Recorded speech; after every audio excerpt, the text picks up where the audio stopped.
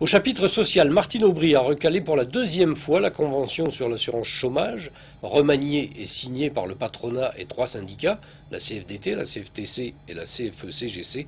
Des explications avec Jean-Bernard Schmitt. Martine Aubry plutôt satisfaite du tour qu'elle a joué aux signataires de la convention UNEDIC.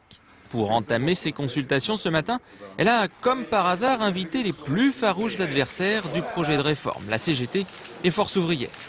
Et cet après-midi à l'Assemblée, elle passe à l'offensive. Pas question d'agréer l'accord UNEDIC. Ce n'est pas parce que les partenaires sociaux ont souhaité modifier la loi, c'est parce qu'ils ont souhaité modifier la loi dans un sens qui veut contraindre les chômeurs et qui ne veut pas les accompagner, que le gouvernement est légitime à donner son avis sur l'accord tel qu'il a été signé.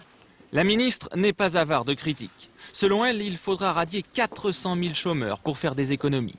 Faux, répond la CFDT. Avec ce système, les chômeurs retrouveront plus rapidement un emploi.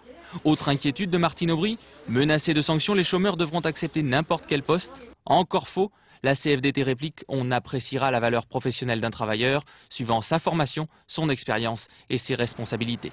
Dernier rebondissement du jour, une partie du patronat refuse désormais toute discussion. On a suffisamment discuté, on a suffisamment rencontré, on a suffisamment négocié. Maintenant, ça suffit.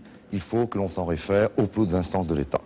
Et il n'est pas question que les énarques supplantent les paritaires. Martine Aubry entend quand même rencontrer les autres partenaires cette semaine pour trouver une solution. Elle doit faire vite. Son départ du ministère est prévu le 18 octobre prochain.